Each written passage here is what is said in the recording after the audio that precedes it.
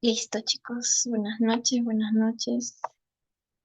Igual, la mitad del banqueo antes de que empecemos la parte de Edwin, les vamos a dar un recesito para que no sea muy largo. ¿Ya? Entonces, por favor, todos los comentarios o sus respuestas donde dice Daena Chat. No me lo vayan a enviar acá a la tableta porque no lo voy a poder observar porque desde aquí estoy compartiendo. ¿Ya? Entonces, vamos a empezar con el banqueo de la semana 16. Uy, ¿qué pasó? A ver, dame un momentito que se me lagió, se me lagió. Un segundito, chicos. Un segundito, un segundito. Vamos a regular. Ya. Entonces vamos a empezar con las preguntas, por favor. La primera pregunta nos dice, ¿cuál de las siguientes mutaciones es más probable que produzca una proteína truncada y no funcional? Una inserción de tres nucleótidos en un exón, una sustitución de un nucleótido sin cambio de aminoácido, la elección de un nucleótido en el primer tercio del gen o la duplicación de una región intrónica lejana. Vamos, chicos, espero sus respuestas. Estas preguntas están un poquito sencillitas, ¿no? Ya después vamos a ir con las que son un poquito más complicaditas. Entonces, chicos, vamos, pero respuestas, respuestas, respuestas.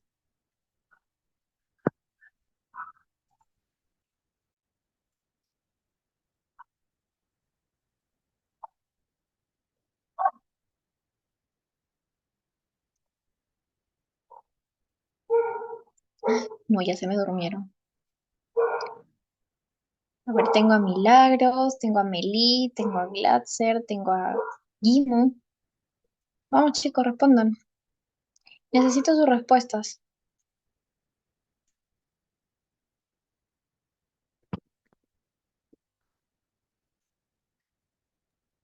La C. Gracias, Milagros, pero si puedes, me lo haces por el chat, ¿ya?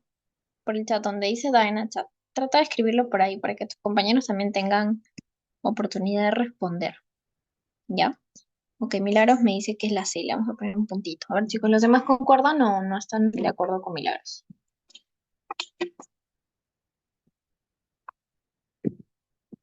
Ok, tengo otra respuesta de aquí por Gimu. Ya, ok. Glatzer me respondió hasta las 2. Ya, muy bien, Glatzer. Ya. Entonces, creo que me han respondido bien todos. A ver, vamos a ver a mi. Exacto, ¿no es cierto? Ya, listo, chicos, es la C, ¿no? La C. Te dice, ¿cuál de las siguientes mutaciones es más probable que produzca una proteína truncada y no funcional? Ya, truncada, truncada, no funcional. Ahora, ahí tú tienes que pensar dos cosas importantes. Dice una proteína truncada. ¿Qué es una proteína truncada, chicos? O sea, ¿a qué se refiere? ¿O qué lo han entendido por proteína truncada? Porque de ahí parte la respuesta, ¿no? Porque con un cambio o una inserción de tres nucleótidos, yo también puedo tener una proteína no funcional, ¿no? Ahora, obviamente la B por descarte era no, no, porque sin el cambio del aminoácido la proteína sigue siendo la misma, ¿no? Pero por una inserción de tres nucleótidos yo también puedo tener una proteína no funcional o que no cumple las mismas funciones que la proteína original. ¿Pero qué es truncada? ¿A qué se refiere truncada? Ya una proteína corta o una proteína que mientras se está haciendo la traducción, ¿no? Está poniendo aminoácido tras aminoácido y aquí me genera un codón de stop, ¿no? Codón de stop, ¿no? Exacto, no se desarrolla por completo. Entonces el demás de la proteína, ¡pum! Ya fue, no existe, chao. Entonces, ¿qué me va a ocasionar esto? Lo más probable es la delección de un nucleótido, ¿no? En el primer tercio. Incluso te dicen el primer tercio de la proteína, ¿no? Del gen.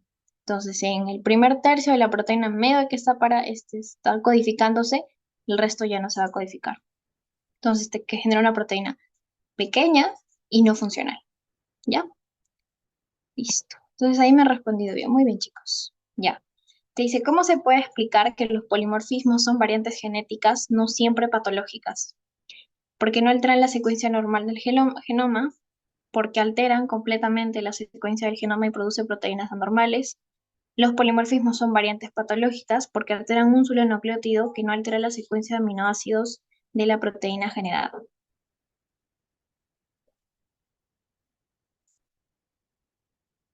¿Cuál sería la respuesta ahí? Ok, tengo una respuesta de Glatzer, interesante tu respuesta. Ok, ok. Muy bien, Amelie, muy bien, excelente. Excelente, excelente, excelente. Ahora vamos, chicos, los demás. Vamos, necesito respuestas. Vamos, vamos, vamos.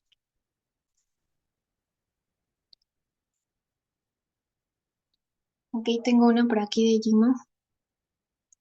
Muy bien, muy bien, muy bien. Es la D. ¿Ya? ¿Por qué es la D? Yo sé que algunos por ahí me han dicho la A, que si bien es cierto, puede estar bien, pero acá dice una palabrita interesante e importante que lo tienes que interpretar de cierta manera. Te dice no alteran. En los polimorfismos, que existen de dos tipos, en el caso más común podríamos decirle el de una variante de un solo nucleótido, ¿no? Va a cambiar un nucleótido por otro, ya lo va a alterar. O sea, sí alteran la secuencia del genoma, pero al decir que alteran no significa que lo está mutando necesariamente o que la mutación, en este caso que el cambio o la alteración es patológica, porque no siempre es patológica, ¿ya? En el caso de los polimorfismos sí alteran, ¿ok? Pueden alterar un solo nucleótido, pero no va a alterar, lo que no va a alterar es el producto final, o sea, la secuencia de aminoácidos, porque al final el aminoácido va a ser el mismo. Es como una mutación silente, por ejemplo. Sí altera la cadena del ADN porque se ha cambiado un nucleótido por otro, pero el aminoácido ha sido el mismo. Entonces, no termina por ser patológico porque el aminoácido es el mismo. Entonces, se sintetiza la misma proteína y la proteína cumple la misma función. Entonces, no hay alteración o no hay enfermedad como tal. ¿Está claro, chicos? ¿Sí? ¿Se ha entendido?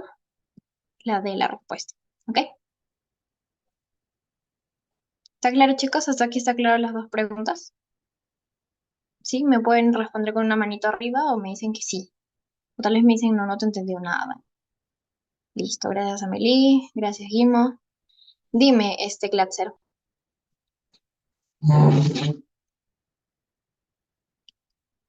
te leo, te leo, te leo.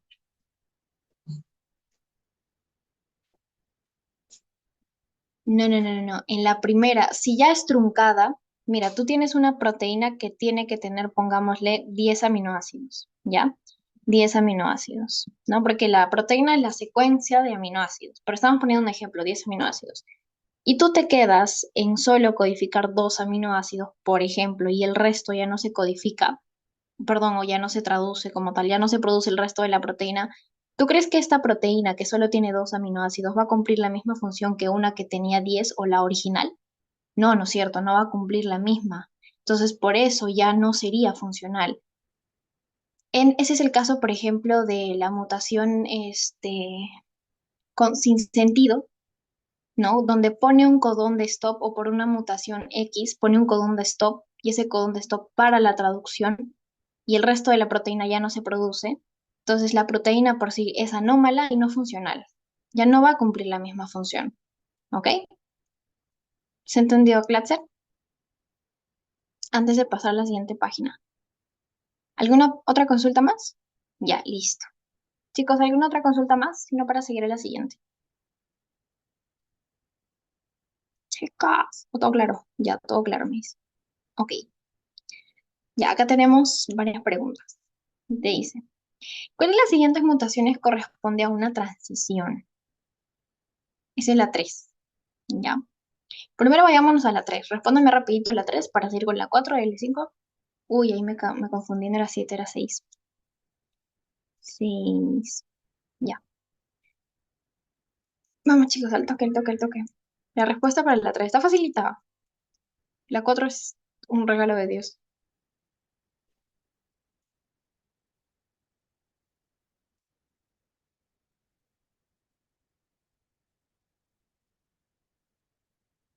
Chicos, pregunta 3. Acuérdense que es una transición, que es una transversión. A ver, tengo una respuesta. Perdón, Dai, un ratito. Para un ratito la grabación, Dai, por favor. Ay, a ver, a ver, a ver, a ver. Continuar. Ya chicos. Ok, tengo una respuesta. Los demás chicos, Dimon, Glatzer, respuestas. Ok, tengo otra por aquí. Ya, ok, ok, ok. Ya, creo que todos están concordando, ¿no? La A, muy bien, chicos. ¿Y por qué sería la A? ¿Cuál es la diferencia entre una transición y una transversión?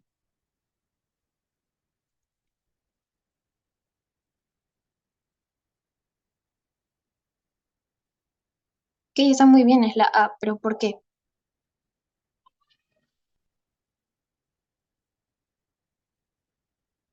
A ver, por ahí tengo una respuesta. Glatzer. Muy bien, Glatzer, ¿no? Porque en la transición cambia una purina por una purina, al igual que una pirimidina por una pirimidina. En cambio, en la transversión cambia una pirimidina por una purina, ¿no? Entonces, en este caso, está cambiando una purina por una purina, ¿no? Entonces, sí sería citosina, se cambia en este caso por la timina. Ya, la respuesta es la pregunta 4, chicos. Vamos con la 4. Vamos con la 4. Rapidito, eso se saca al toque, ¿no? Alguien por ahí ya me dio la respuesta, creo. Ok, muy bien, Milagros. Muy bien. Chicos, los demás al toque. Está facilito, ¿no? Son unas sencillitas. Sencillito. Ok, ya tengo otra. Muy bien. Amelie, me estás preguntando, me estás respondiendo, pero está muy bien. Está muy bien. A ver, vamos, Glatzer.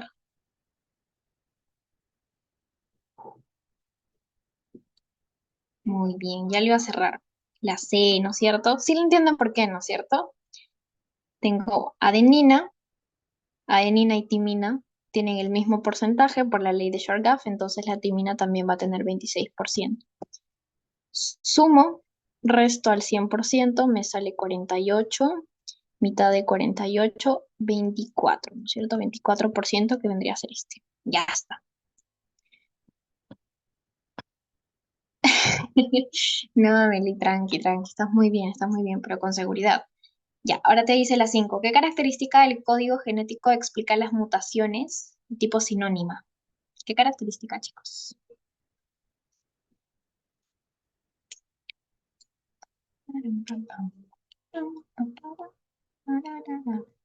Vamos, chicos, esto lo tienen que responder al toque porque son preguntas facilitas, ¿no?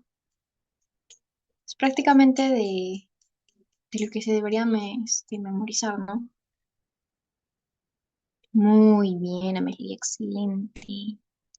Amelie está arrasando hoy día. Chicos, vamos los demás. Ok, ok. Muy bien. Ya vamos, solamente me queda una respuesta.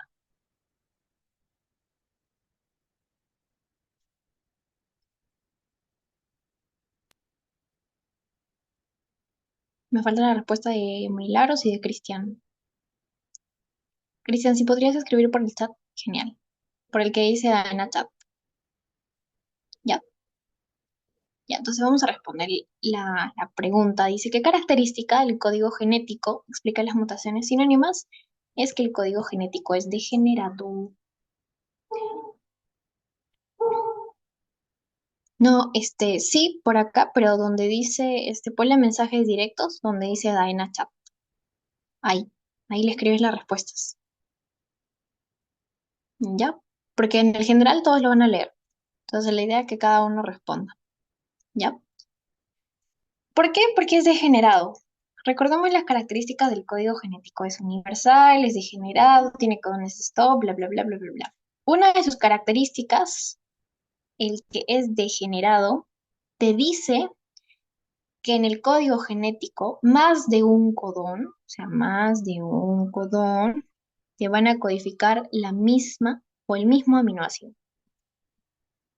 Esto explica las mutaciones sinónimas, porque ¿qué es una mutación sinónima? Es donde hay un cambio ¿no? En uno de estos nucleótidos, pero el cambio termina por dar la misma proteína que el codón original, ¿no? En este caso. Entonces no hay alteración, ¿no? Esto también se puede explicar o puede explicarte los polimorfismos en este caso, ¿no?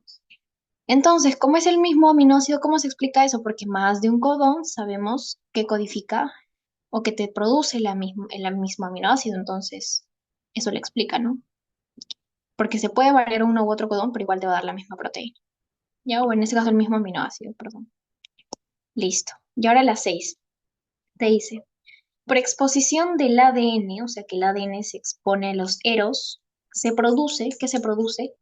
¿Y qué enlace se ve afectado? La A te dice se produce una desaminación y el enlace afectado es el fosfodiéster. La B se producen dímeros y el enlace afectado son los enlaces covalentes. La C es la desaminación y el enlace afectado es el puente de hidrógeno. Y la D, la depurinización y el enlace afectado es el N-glucosídico. Vamos, chicos. ¿Cuál es la respuesta de eso? Vamos, vamos, vamos, vamos, vamos, vamos. Bam, bam, bam.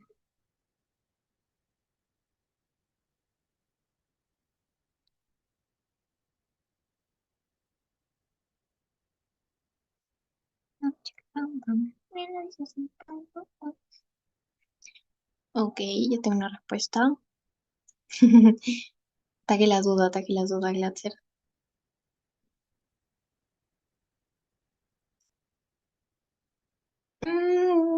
Ahorita lo vamos a resolver, chicos. Cristian, si puedes, por mensaje privado. Ahí dice, aprietas mi nombrecito y ahí dice mensaje privado. No sé si te aparece la opción. O si no, yo te voy a escribir, ¿ya? Ay, muevo la tablet en lo que me responden los demás chicos.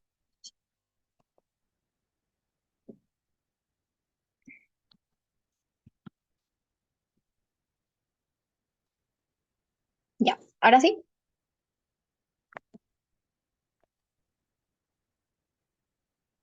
Muy bien, Amelie. Ya, listo, Cristian, no te preocupes. Ahora sí, para que tus compañeros no vean tus respuestas. Pero muy bien, Amelie, muy bien, muy bien. Excelente. Y ahora vamos, chicos. Sencillito. Tienen que acordar de su clase de mutaciones y la clase de bases moleculares de la herencia.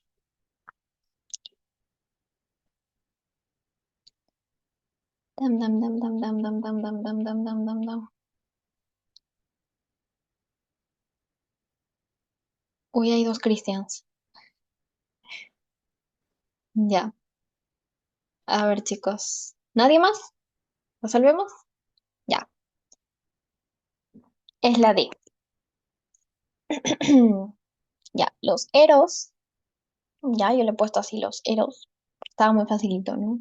Ponerle las especies reactivas de oxígeno, en este caso las especies reactivas de oxígeno, son un producto que interactúan con el ADN, son un teratógeno. Y ahí este teratógeno lo que hace es que daña uno de los enlaces importantes, en este caso el enlace N-glucosídico. ¿Alguien me quiere decir por qué es importante el enlace N-glucosídico y por qué produce esta mutación, que es la depurinización? Porque genera sitios apurínicos, ¿no? A ver.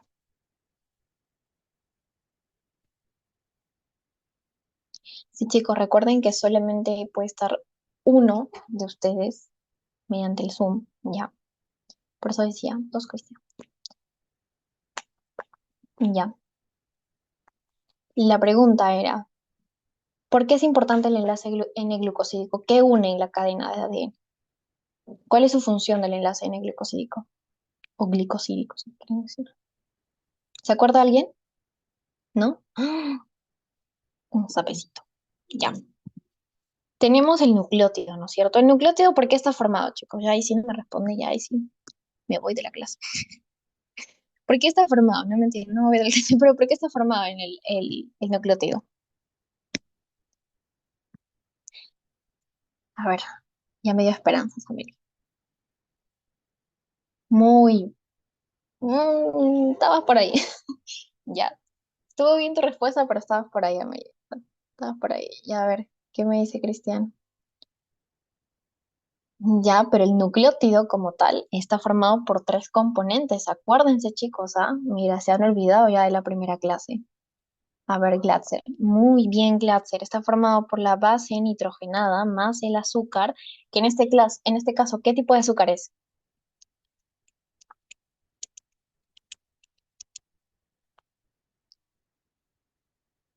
Es una pentosa. Ya, pero ¿de qué tipo? Excelente, Glatzer. Una desoxirribosa, ¿no? Por eso se llama ácido desoxirribonucleico. Y el ARN es ácido ribonucleico. ¿Ya? Entonces es una desoxirribosa, es un azúcar que se une a un grupo fosfato. Esto conforma el nucleótido. Tu nucleótido se va a unir a otro nucleótido y así se va a formar la cadena de polinucleótidos. Y ese polinucleótido te forma una de las hebras de ADN y la otra o la complementaria está formada por lo mismo, ¿ya? Ahora, ¿a dónde iba mi pregunta? El enlace N-glucosídico entra en la unión de la base nitrogenada al azúcar, a la pentosa en este caso, ¿ya? Aquí está este enlace de acá, ¿ya? ¿Qué es lo que pasa con los eros, o que son unos teratógenos, que estos amiguitos de acá rompen este enlace, lo dañan y se genera un sitio apurínico, ¿ya? O sea, la base, como no tiene a qué sujetarse, porque a donde se sujetaba o por el que se sujetaba era por el enlace N-glucosídico al azúcar, se va, desaparece, chao, no hay, la base no tiene a dónde unirse, se va. Entonces te genera un sitio sin base, un sitio apurínico, ¿ya? Y esta era la respuesta. La depurinización de base es el enlace N-glicosídico. ¿Se ha entendido, chicos? ¿Todo claro? ¿Ya se han acordado? ¿Sí? Sí, sí, sí, sí. No, no, no, no. ¿No se ha entendido? ¿Alguna duda, pregunta hasta aquí? Antes de pasar a la siguiente. Dime, Cristian. Ya, ok, no te preocupes. Te dice que hay dos tipos de mutaciones, ¿no? Tú te acuerdas que había dos tipos de mutaciones, la transición y la transversión. A ver, espérame. Ok, gracias, Amelie. Ya, la transición y la transversión. La transición es un cambio de una base nitrogenada por otra, ¿ya? Se cambian las bases nitrogenadas, ¿no? La transición en este caso es que se cambia una purina por una purina, o en su defecto una pirimidina por una pirimidina, porque te acuerdas que había grupos en las bases nitrogenadas, ¿no? Purinas y pirimidinas. Y la transversión en su defecto es un cambio de una purina por una pirimidina o una pirimidina por una purina. En el caso de acá te está diciendo, ¿cuál de las mutaciones corresponde a una transición? La primera, porque se está cambiando citosina por timina, que corresponden al mismo grupo, ¿no? Las purinas. ¿Ya? ¿Todo claro ahora sí, Cristian? Los demás, ¿todo claro, chicos? Hasta aquí no tienen ninguna duda para pasar de una vez a la siguiente página. Sí, sí, todo claro, todo claro. Ya, listo. Excelente, no te preocupes. Ya, ahora, marque la secuencia correcta. A ver, vamos a ver, con Glatzer, con Glatzer, con Glatzer. Sí, perdón, perdón, lapsus, lapsus, lapsus, sí, sí, sí, discúlpame, discúlpame, como estaba viendo las pirimidinas y purinas, lapsus. Ok, ahora sí todo claro, si no para pasar, o alguna duda en esta página anterior. A ver, tengo otro. Mm, ¿Sí, todo claro, chicos?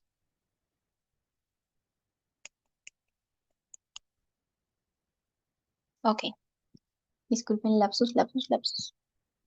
Ya. Ahora te dice, marque la alternativa de la secuencia que corresponda. Te dice, el nucleosoma está compuesto por un octámero de histonas, donde el ADN, bueno, donde se envuelve el ADN, las histonas que lo forman son la H2A, H2C, H2B, H3. ¿Esto es verdadero o falso? Ustedes me dirán. El paso de ARN a proteínas es un proceso que se da en el citoplasma con previa maduración de este. El ARN contiene una cola de pólice y una Cap5 que protegen al ARN durante el proceso de maduración. La formación de polinucleótidos. Los nucleótidos se unen mediante el enlace N-glucosídico y las bases nitrogenadas mediante el enlace puente hidrógeno. Las bases nitrogenadas se unen mediante el enlace puente de hidrógeno. La guanina y la citosina se unen mediante tres enlaces puente de hidrógeno. Ya chicos, ¿cuál es la secuencia en este caso? ¿O cuál es la alternativa?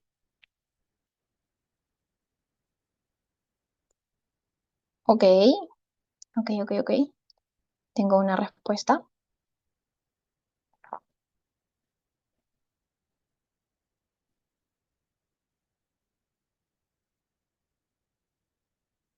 Ahora vamos chicos, los demás.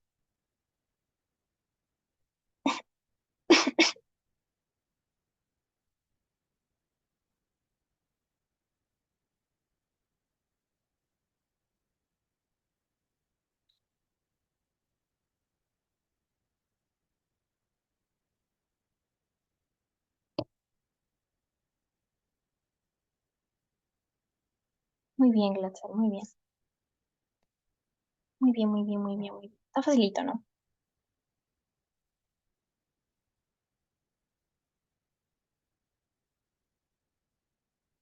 Ok, muy bien, Amelie, muy bien. A ver, tengo más por aquí. Ya.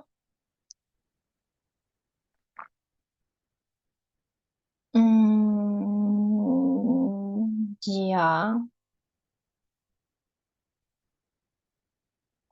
Ok, ya, listo, chicos. Entonces vamos a ver la respuesta porque me han dado respuestas variadas. Entonces vamos a ver una por una. Te dice, el nucleosoma está compuesto por un octámero de histonas, correcto, donde se envuelve el ADN, correcto. Las histonas que lo forman, H2B, correcto, H2C. ¿Qué es esto? ¿Qué es esto? Esta histona no existe. Bueno, no existe en el octámero. La H2B sí existe. La H3, ¿y qué histona más está faltando para completar el octámero, chicos? ¿De acuerdo? Muy bien, Glatzer, muy bien, ¿no es cierto? La H4. ¿Ya? Entonces, por ende, esta afirmación es falsa. Te dice, en el paso de ARN a proteínas es un proceso que se da en el citoplasma con previa maduración verdadero. ¿Ya? El paso de proteína, perdón, de ARN del núcleo hasta el citoplasma tiene que madurar. Ya madura. Y en ese proceso, ¿qué ocurre, chicos? ¿Qué ocurre con el ADN? Perdón, con el ARN.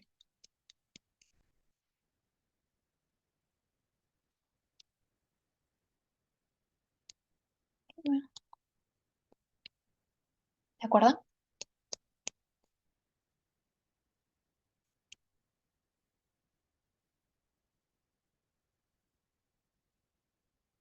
A ver, tengo dos respuestas. No, yo me estoy refiriendo a la maduración. O sea, ¿qué ocurre en esa maduración? ¿Qué pasa con el ARN? Muy bien, Glatzer. Ocurre lo que es el splicing, ¿no es cierto? El proceso del corte y empalme. Se quita, ¿no? Porque el ARN tiene regiones que son exones y regiones que son intrones. ¿Qué región se retira y qué región se queda, chicos? Porque ahí se da el proceso del corte y empalme, ¿no? Se retiran ciertas regiones y se empalman otras, ¿no? ¿Qué regiones se quitan, los intrones o los exones? ¿Y por qué se quitan esas regiones? Muy bien, exacto, excelente, Glatz. Se retiran, también excelente, Cristian, los intrones y se van a quedar los exones, ¿no? Y estos se empalman, se unen. ¿Por qué? Porque los exones son las regiones codificantes, o sea, son las regiones que al final te va a dar este aminoácido. Muy bien. Ya listo, chicos, ¿se acuerdan? Entonces esto es verdadero, ¿no? Este proceso pasa el ARN para que después recién pueda llegar a ser traducido, ¿ya? Ahora te dice, el ARN mensajero contiene una cola de poli C y la Cap5 que protegen al ARN durante el proceso de maduración y esto es falso. Porque si bien es cierto, sí contiene una cola, pero no es una cola de poli C, es una cola de poli A, ¿ya? Y la Cap5 también está presente, pero es una cola de poli A. Se eliminan nada más, porque no son regiones que te van a dar al final aminoácidos. Entonces no te sirven prácticamente. ¿Ya? Ahora, En la formación de polinucleótidos te dice el enlace, perdón, los nucleótidos se unen mediante el enlace N-glucosídico. No, esto también es falso, ¿no es cierto? Recontra falso. Esto es falso. ¿Se une mediante qué enlace, chicos? ¿Qué enlace une los nucleótidos? Porque el N-glucosídico une a la base nitrogenada al azúcar, ¿ya? N-glucosídico, de ahí te puedes acordar, glucosídico, fosfodiéster. Muy bien, Cristian. El fosfodiéster une a los nucleótidos a la cadena, ¿ya? Y el puente de hidrógeno une las bases, ¿ya? Y por último, las bases nitrogenadas se unen mediante puente de hidrógeno, ya sabemos eso. Entonces, la guanina y la citosina se unen mediante tres enlaces de puente de hidrógeno, eso también es verdadero. La adenina y la timina se unen mediante dos, ¿ya? Entonces, la respuesta correcta era falso, verdadero, falso, falso, verdadero. Era la B, ¿ok? ¿Todo claro, chicos, hasta acá? ¿Alguna duda?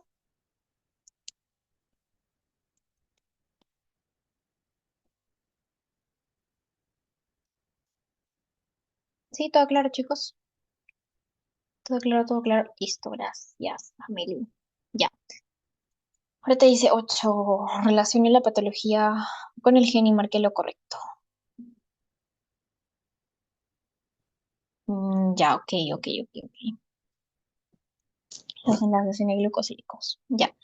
Acuérdate que ¿cómo se llama esto? El nucleótido está compuesto por tres partes. Ya, son las bases nitrogenadas, más el azúcar, que en este caso es la desoxirribosa, más el grupo fosfato.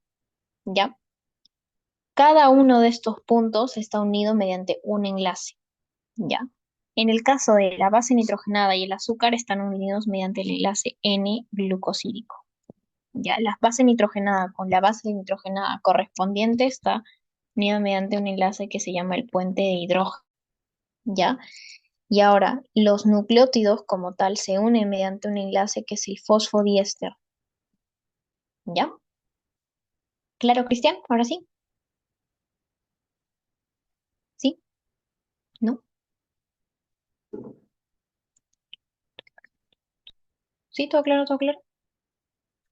Listo, ya. Entonces nos dice la 8, relacione gen con la patología y marque la relación o lo correcto. Tenemos el primer gen, que es el DMD, el segundo gen, que es el FMR1, el tercero, que es el HTT, el cuarto, perdón, que es el TCOF1, y los síndromes que tenemos al lado es el síndrome de Teacher-Collins, el síndrome de la distrofia muscular de Duchenne, la corea de Huntington y el síndrome de X frágil. Vamos, chicos. Bueno, no.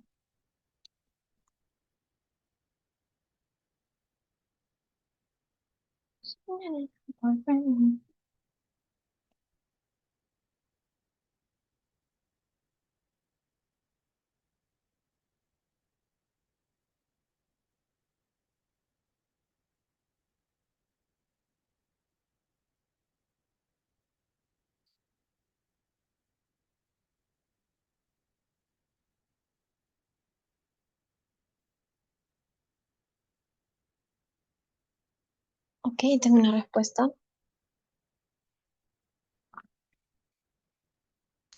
Ok, ok, muy bien, milagros.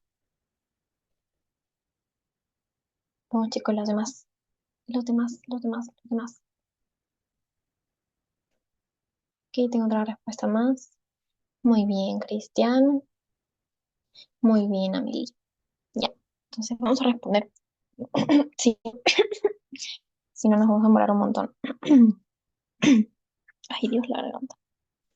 No me quiero respirar. Ya, la respuesta es la A. ¿Ya? Pero no sé si alguien más por ahí me respondió. Ya, la respuesta es la A. ¿Ya? Porque el gen DMD está relacionado con la distrofia muscular de Duchenne, ¿no? O la de Baker también. Ya comparten el mismo gen. Este gen de acá, codifica la ribonucleína, que es una proteína, un nombre larguísimo, que está implicada en este síndrome, síndrome de X frágil, ¿ya? El gen HTT codifica la proteína anómala cuando se dan las expansiones para la corea de Huntington, ¿ya? Entonces vamos a ir relacionando, aquí era el 1, después era el 2, el 3, y este gen está relacionado con el síndrome de Treacher-Collins, ¿ya? Es el 4. Entonces, nos daba la relación, ¿no? Que es la respuesta a la A. Creo que hasta esta parte está clara, ¿no? Porque esto solamente es conocimiento neto, ¿ya? Igual si tienen alguna duda me la hacen saber, ¿ok? Uy, copié la misma pregunta. Ya bueno, o bien la pregunta 8 es lo mismo. Lapsus. Ya. Aquí te dice, señale lo verdadero o falso según corresponde. A ver, ¿qué dice Cristian? Ah, sí, prácticamente sí. Sí, porque te dan lo mismo. ¿Ok? Es prácticamente otra forma de decirle. ¿Ya? Ok. Verdadero o falso según corresponda. La 9 también. Vamos a ver un verdadero o falso. La Corea de Huntington se da por repeticiones en el triplete CAA que produce una proteína anómala que es la huntingtina, ¿no? Como ya lo vimos anteriormente. La neurofibromatosis tipo 1 es un trastorno autosómico recesivo con expresividad constante y penetrancia completa. La retinitis pigmentosa es un ejemplo de heterogeneidad genética y la endogamia se refiere a un cruce entre individuos aislados genéticamente. Vamos, chicos, respóndanme. Aquí está. Si pueden poner uno, no sé, verdadero, falso, dos, verdadero, falso, tres, verdadero, falso.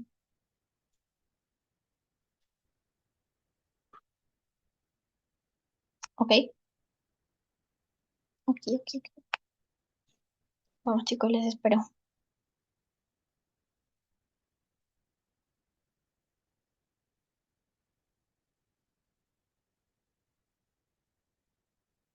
Ok, ya tengo una respuesta.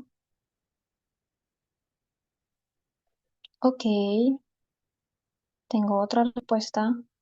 Muy bien, Milagros. Vamos, chicos, los demás. Ah, no, hubo lapsos ahí, Milagros. El resto está bien. Hubo un detallito. Ahora vamos, chicos, los demás.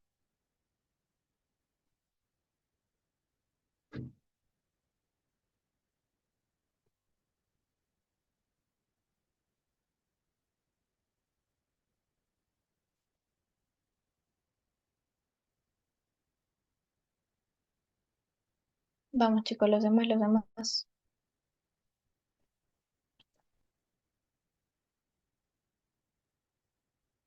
Sí, Cristian, le vamos a brindar las PPTs. Ok, tengo ahí a Glatzer.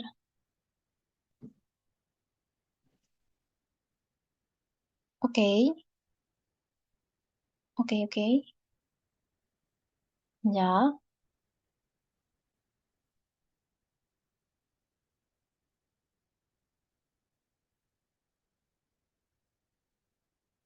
Ok, acá tengo otra. Muy bien, muy bien, muy bien. Ya tengo respuestas por ahí medio variadas. ¿Ya? Me falta una más, chicos. Vamos, vamos. Respondan.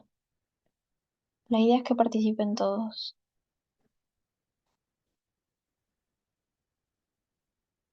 Ya vamos. Un ratito más, ¿ok?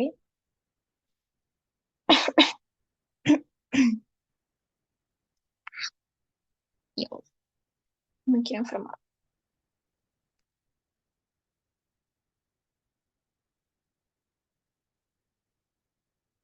Chicos, un ratito más, un ratito más. Mm, mm, mm.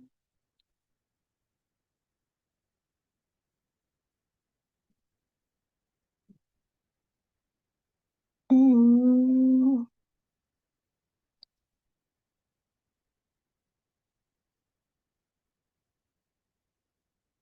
ya, listo. Entonces, la primera dice, la Corea de Huntington, o la enfermedad de Huntington, como le quieras llamar, Huntington, ¿ya? Se da por una inestabilidad producida por repeticiones, o sea, repeticiones de tripletes, en específico de un triplete. El triplete CAA o SAG. Ya, muy bien, ¿no? AG, ¿no? Entonces, con esto ya fue. Sí te da una proteína anómala que es la huntingtina, pero es CAG. Ya, esto es falso.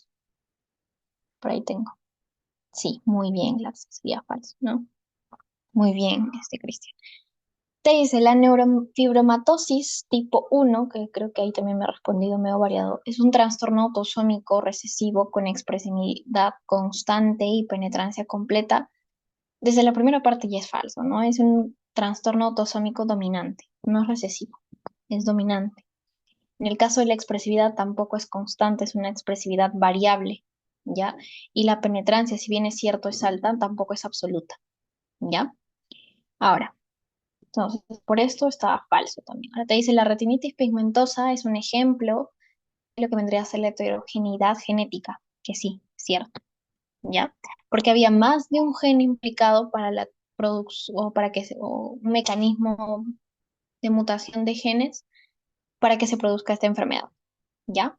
Y ahora la pregunta en donde he visto que sí ha habido mayor discordancia, ¿ya? La endogamia se refiere a un cruce entre individuos aislados genéticamente. ¿Es aislados o es que están emparentados genéticamente?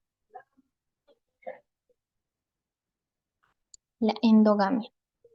No confundan endogamia con consanguinidad, ¿ya? Chicos, vamos. ¿Cuál es la diferencia entre endogamia y consanguinidad?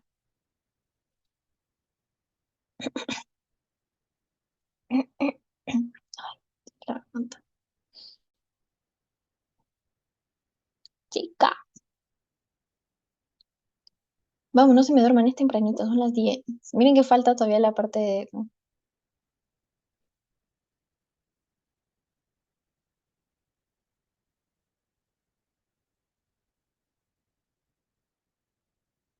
Ya, ok, ok, Cristian, pero si puedes una... A ver, vamos a ver Ok, ok, ok, ya.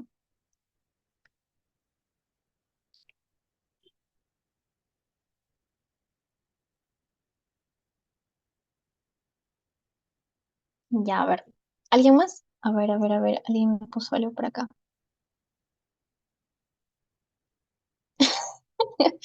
Ve, mire, y así es dice que es su profesor favorito, que los trata así. No se preocupe, en el próximo ciclo vamos a buscar otro profesor. A ver, otro. Excelente, muy bien, Amelie, muy bien. Ya, la endogamia, ¿ok? Se va a tratar más que nada del cruce, ¿ok? Entre individuos no aislados genéticamente, sino que están emparentados genéticamente, ¿ya? Eso es la endogamia, ¿ya? Ahora, por ejemplo, un ejemplo de podría ser, por ejemplo, de un tío con un sobrino, de primos hermanos, etcétera. Prácticamente relaciones de incesto, ¿ya? La consanguinidad va a ser más que nada una relación biológica en este caso, o un cruce entre individuos que comparten, podría ser en este caso ancestros, ¿ya? Que comparten, que están no necesariamente genéticamente bien aparentados, que comparten cierta ascendencia, se podría decir, pero no son parientes netos, como el caso de la endogamia. ¿Ya? Entonces, en este caso, la endogamia no es que están aislados, al contrario, están emparentados genéticamente, entonces es falso. ¿Ya? Chicos, ¿todo claro hasta aquí? Para pasarte una vez y ahora hacer las preguntas. Sí, todo claro hasta aquí, todo claro, todo claro, todo claro. Sí, sí. Si no me pueden poner un sí, me ponen un ok o una manita. Y ya, a ver, vamos a repetir. Ya, listo, Glatzer. Ya, lo de heterogeneidad, acuérdense que hay tipos de heterogeneidad genética. En el caso de, uy, ¿dónde está? Retinitis pigmentosa. Por ejemplo, nosotros sabemos que la distrofia muscular de Duchenne y la distrofia muscular de Baker se deben a la mutación de un solo gen, que es el DMD, ¿no? Puede ser una mutación en la que la proteína simplemente no funciona, que es en el caso de la distrofia muscular de Duchenne, o que hay una disminución en la producción de la proteína, que es el caso de la distrofia muscular de Baker, no sé por qué le puse acá, ¿ya? La de Baker, ¿ya? En el caso de la retinitis pigmentosa, se produce que hay un montón de genes, o que hay una lista larguísima de genes implicados en la formación de esta patología. Son muchos genes, un montón de genes, ¿ya? Entonces, hay más de un gen involucrado en esta retinitis pigmentosa y no se necesita que todos estén necesariamente alterados para que se dé esta patología. Basta uno, dos o tres de diferentes lados y ni siquiera se encuentran en en el mismo cromosoma, ¿ok? Se ubican en diferentes cromosomas estos genes, pero te terminan por dar esta patología que es la retinitis pigmentosa.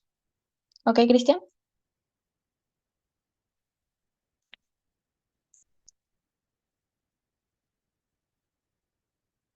Ya, listo. Me encantó el sí. Ya. Ahora sí, chicos, vamos con las preguntas. Dice, un recién nacido masculino a término con hipotonía generalizada, dificultad para succionar y pobre ganancia de peso en las primeras semanas de vida es evaluado por un posible síndrome genético. A medida que crece, desarrolla un apetito voraz, hiperfagia, y un aumento progresivo del peso a partir del segundo año de vida, acompañado con retraso motor del lenguaje, hipogonadismo, rasgos faciales característicos, ojos almendrados, boca en forma de carpa. El cariotipo es normal, aparentemente, pero se hay una alteración en el cromosoma 15 en esta región.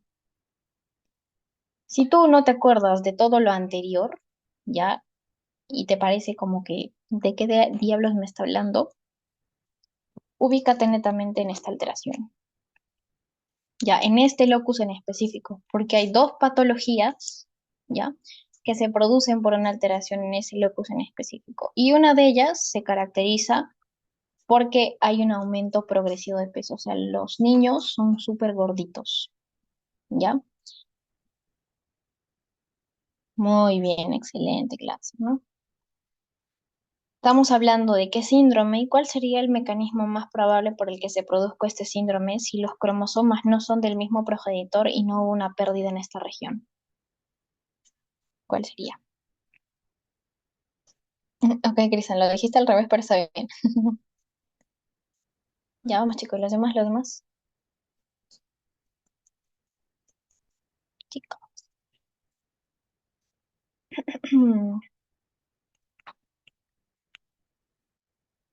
Vamos, vamos. Para terminar la clase, a lo más tardar las 11, que descansen un ratito y después se van con Edwin, porque si no se van a quedar dormidos después.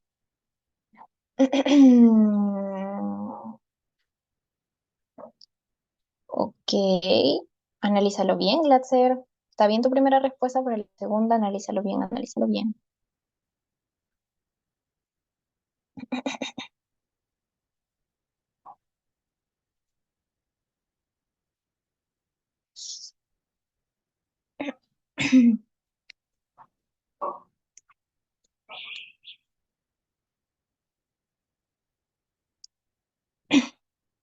Carlos, ¿me puedes traer agua?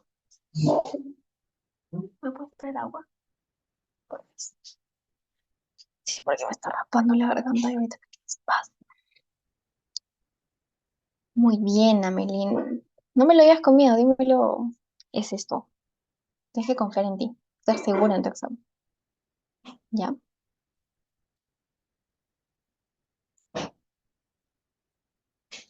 Vamos, chicos, los demás. Ya, gracias.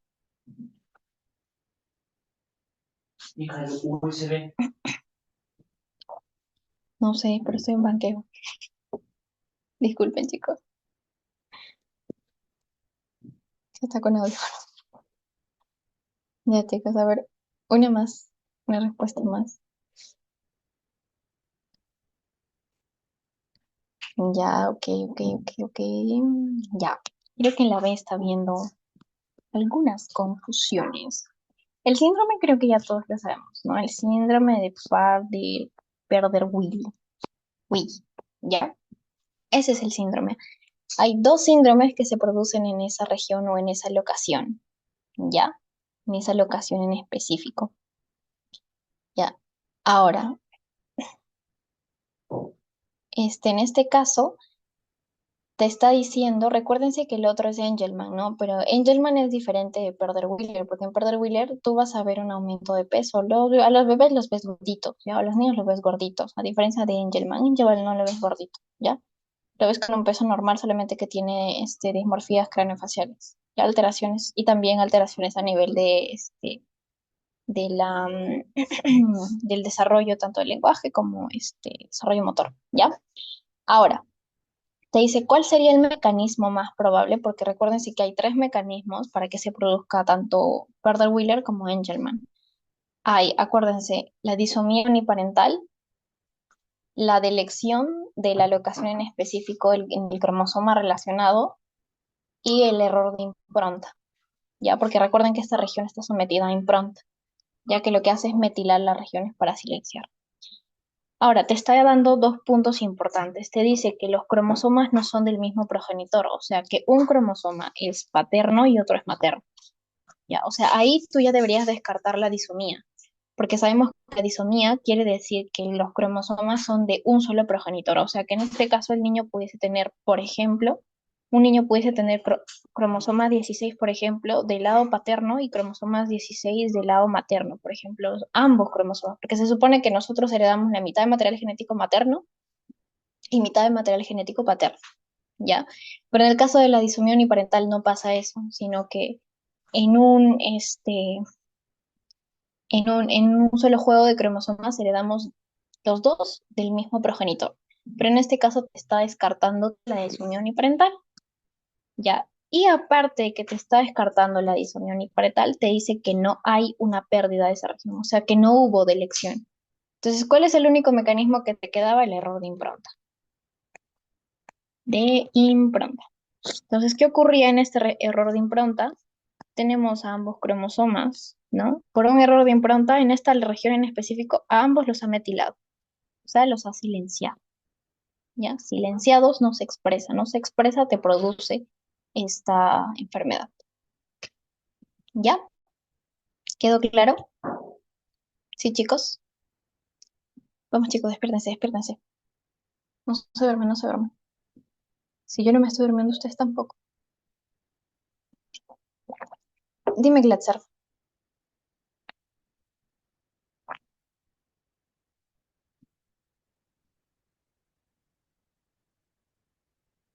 Ya, ya, a ver. Ok, no se preocupen. Ya. Sí, no te preocupes, todo normal. Ya, nosotros tenemos, a ver, tengo por aquí otras preguntas más, tal vez. Error de impronta, ok. Mm, Ya, a ver, un momentito, voy a responder uno por uno, ¿ya?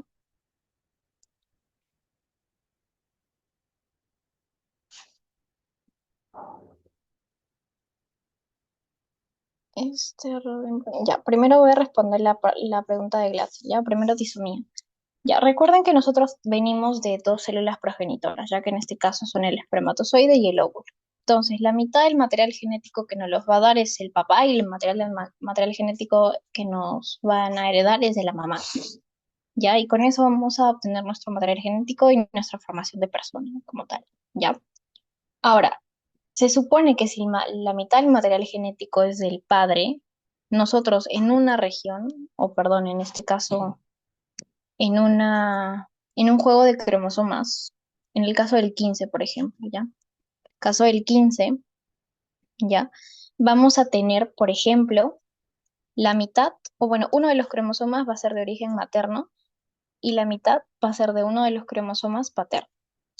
En la disomía uniparental no ocurre esto, ¿ya? Simplemente que por un error durante la meiosis o mitosis, o un error en donde hay las duplicaciones, ¿ya? Ocurre que en uno de los juegos, en el caso del 15, ¿ya? Se van a heredar dos cromosomas del mismo pariente, ¿ya? O, perdón, del mismo progenitor. En este caso de origen paterno, por ejemplo, por poner ejemplo. En el caso contrario, se puede heredar de origen materno. O sea, ambos cromosomas van a venir de un solo progenitor. lo que no estaría correcto, ¿no? Obviamente no, porque se supone que la mitad del material genético debe ser de la madre y la mitad del material genético del padre, ¿ya? Y ese es uno de los mecanismos por el que se produce o Angelman o Prader-Willi, o Prader-Willi en este caso, ¿ya? ¿Se ha entendido, Glatzer?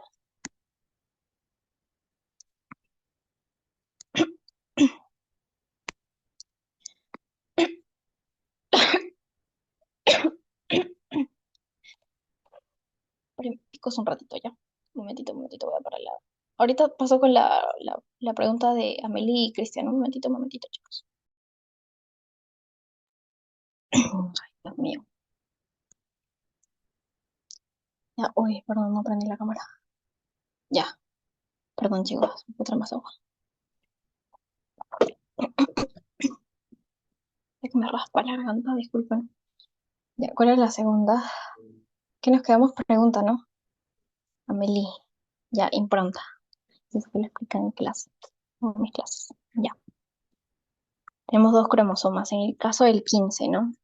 Paterno y materno.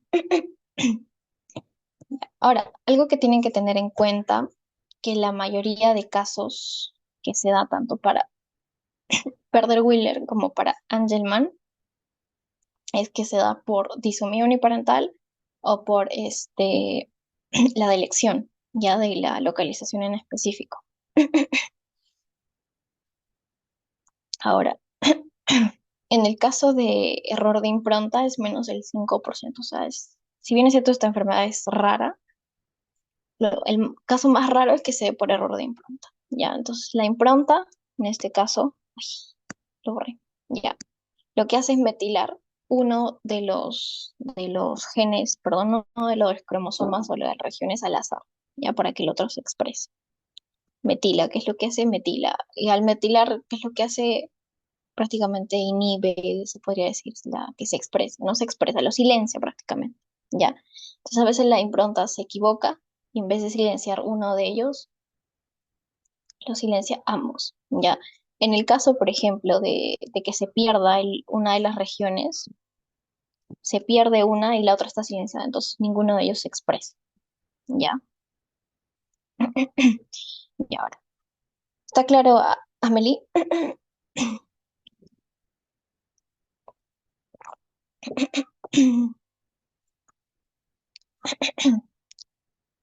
Ya, a ver, vamos con Cristian. Está mutilado. Ya. Ay, no lo debí borrar. Ya. Ahora, en Prader-Willi y Angelman, uno de los cromosomas, tanto paterno como materno, va a estar alterado, ¿no? La expresión va a estar alterada. Uno, porque se ha perdido o porque hay ambos cromosomas de origen materno que se han silenciado o ambos cromosomas de origen paterno que se han silenciado, ¿no? Entonces, en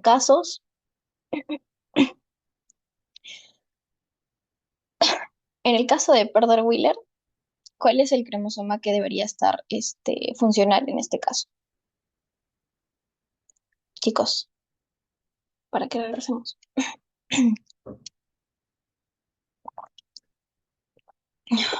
Me dio un ataque de tos. No, no, no, pero ¿de qué lado? ¿Paterno o materno?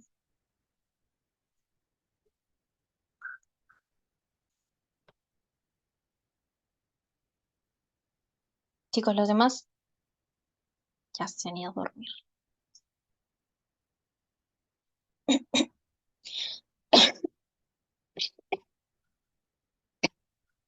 Ay, yo no quiero toser porque otra vez me va a dormir. Ya, muy bien, paterno. Ya, paterno. Los demás chicos, para que están durmiendo, paterno. Y Angelman, materno. ¿Ya? En el caso de Angelman, hemos visto cuáles son las diferencias, ¿no es cierto? Ya. Ahora. Tos.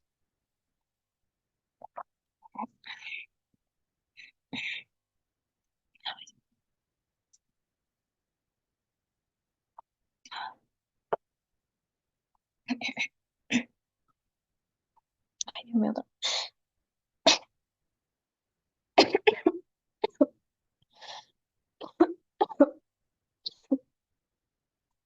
Dios mío. Espérame un momentito, chicos. Dime un- Mío, mío. Ya. Y ahora, chicos, para perder Wheeler, materno. Para Angelman, materno.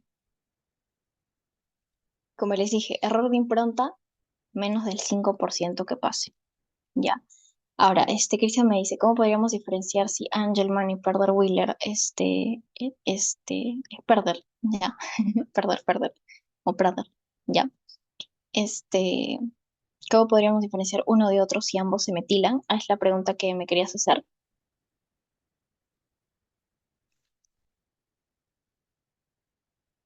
Ya. Acuérdate que para uno y otro, uno de esos cromosomas debería estar funcionando y no lo hace. Ya. En el caso de Perder Wheeler, el que está no funcionando es el paterno. Y en el caso de Angelman, el que no está funcionando es el materno. ¿No? Entonces, si ambos pierden la expresión, la clínica prácticamente va a ser una para Perder Wheeler y otra para Angelman. Es lo mismo, por ejemplo, que ocurre en la disomía uniparental, ¿no? En Perder Wheeler. Hay dos cromosomas paternos. Entonces, como hay dos cromosomas paternos, ambos se silencian, ¿no es cierto? Entonces, como ambos se silencian, ambos pierden la expresión. Y el que entonces no se pierden la expresión. Entonces ahí se produce perder Wheeler, por ejemplo. ¿Ya? Ahora, en Angelman lo mismo, ¿ya? Pero ahora, impronta, como les dije, es muy raro que ocurra. Ya, pero el error de impronta es eso, y la impronta se confunde y los metilamos. ¿Ya? ¿Está más claro? ¿Se entiende más o menos la idea? Sí, sí, no, no.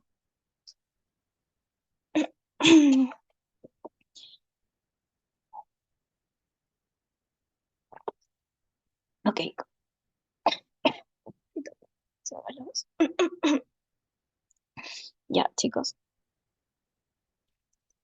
Ya. Perdón, chicos. Ya, ahora sí. Dice, un hombre de 40 años sano, sin síntomas aparentes. Ay, perdón. Chicos, ¿todo está claro? Sí, sí, Glatzer. Listo. Los demás chicos, ¿todo claro, todo claro, todo claro? Sí, sí, sí. Para pasarte una vez. Si no, volvemos a lo anterior, no se preocupen. Si hay dudas en lo anterior, me lo hacen saber, por favor. Ya, listo, chicos. Dice, un hombre sano, sin síntomas aparentes, acude a consulta genética tras enterarse que su madre fue diagnosticada por poliposis adenomatosa familiar. ¿Ya? Una enfermedad autosómica dominante causada por la mutación del gen APC. La prueba genética del paciente revela que porta la misma mutación patológica en el gen APC. Sin embargo, no ha desarrollado pólipos intestinales ni síntomas gastrointestinales hasta el momento. Su hermano mayor con la misma mutación fue diagnosticado con múltiples pólipos a los 25 años y requirió de colectomía profiláctica. ¿Cuál de los siguientes conceptos genéticos explicaría de mejor manera la manifestación clínica entre los dos hermanos? Vamos chicos, ¿cuál? La anticipación genética, la heterogeneidad de locus, la penetrancia incompleta, la preitopía o la expresividad variable.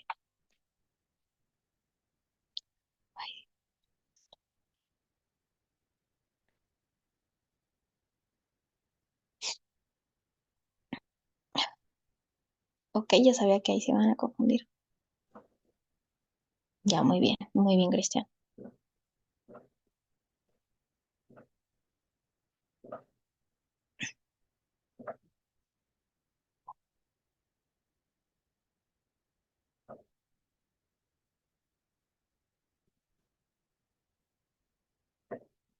Vamos chicos, responda.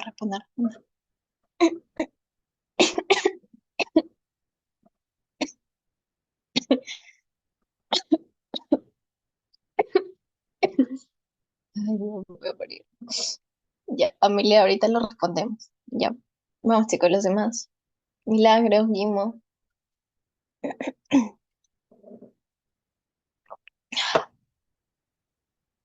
Ya,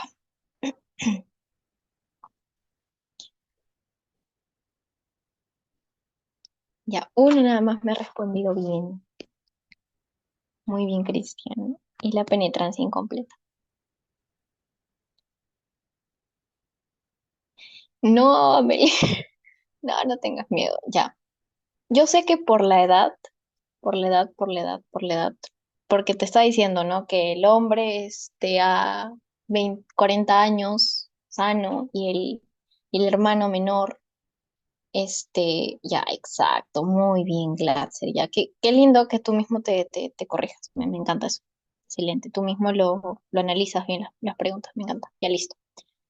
¿Qué te está diciendo del hombre de 40 años? No te está diciendo que presenta menos pólipos o que presenta la enfermedad en menor medida. No, no. Te está diciendo que simplemente no presenta nada. O sea, no tiene pólipos, no nada. Nunca ha presentado nada. Y ya tiene 40 años. Ahora, su mamá sí ha sido diagnosticada de poliposis adenomatosa familiar.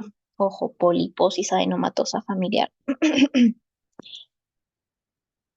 ¿Qué te quiere decir? Que en su familia puede hacer que hereden un gen mutado que es el APC, ¿ya? Dios, ya.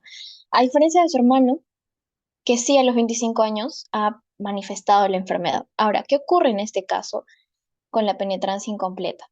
La penetrancia incompleta te dice que si bien es cierto, hay mutaciones y patologías que si tú las presentas esa mutación, se debería expresar la patología, pero por una penetrancia incompleta, ¿ok? No se va a expresar, como el caso de retinoblastoma, por ejemplo. El retinoblastoma tiene una penetrancia del 90%, ¿no es cierto? Entonces, hay un 10% de los individuos que presentan ese gen mutado que deberían presentar la patología, pero no la expresan, ¿ya?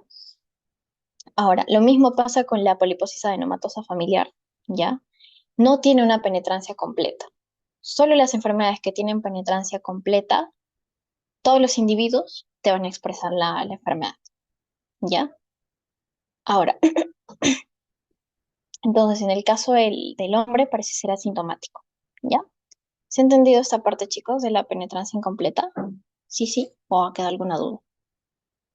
En este caso quiere decir que no todos los individuos que presenten la mutación van a expresar la enfermedad sí o sí. ¿Ya? Chicos, los leo. ¿Todo claro? Sí, sí, sí. Todo claro, todo claro. Chicos, ayúdenme que me estoy muriendo. Ya, ay, Dios mío, son las 10:40. Ay, yo vamos a terminar, claro. Ya, listo. Todo claro, todo claro. Ya, ahora sí, vamos con la 12 y la 13. Ya nos falta poquito para terminar.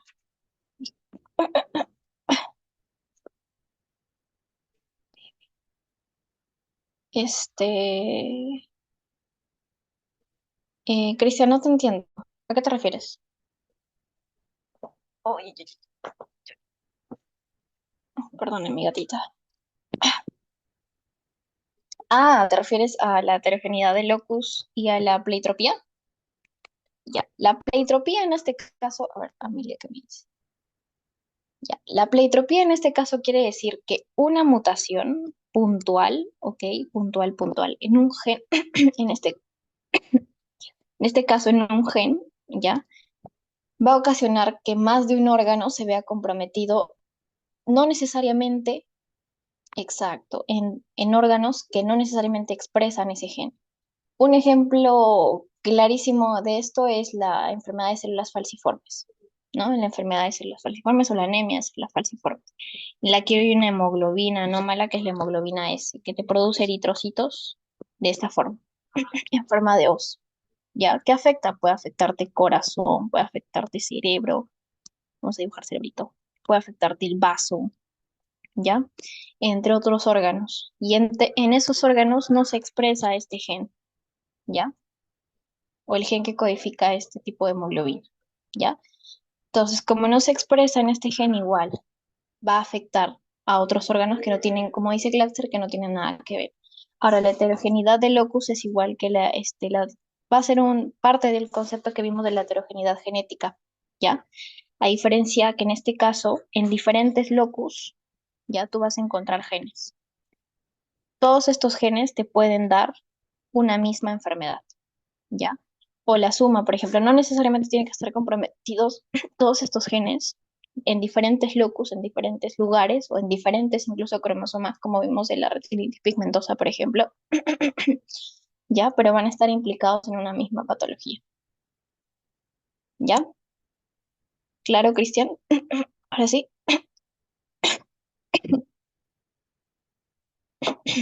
Sí, todo claro, Cristian.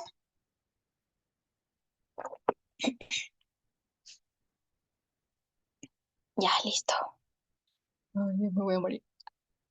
Antes de que me muera, vamos a terminar el banqueo. Ya hice.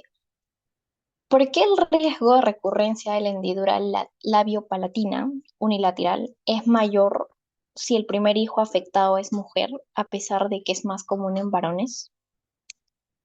Quiero que me traten de explicar en palabras sencillas por qué ocurre esto.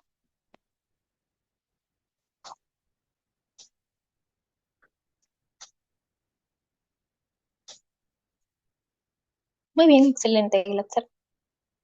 Dos palabras me dijo todo. Ahora, obviamente, si tu profesora quiere que se lo desarrollas, ahí le desarrollas, ¿no? Si es que te llega a poner una pregunta así.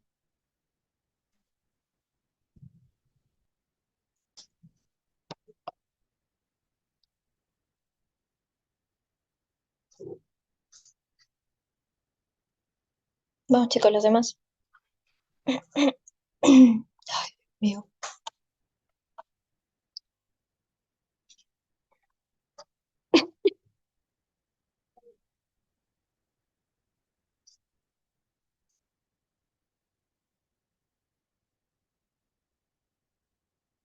Vamos, chicos, los demás.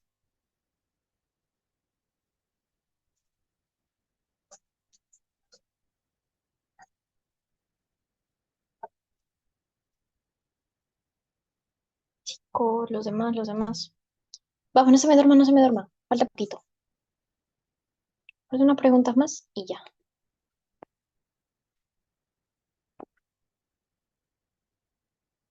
Vamos, chicos.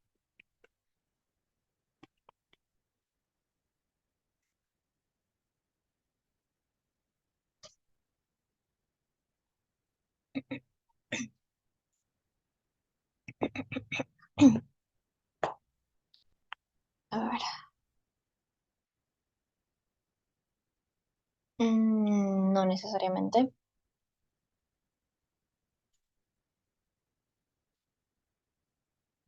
Ya, Meli, pero en esa parte es muy general. O sea, quiero algo en específico. O sea, que me expliques por qué.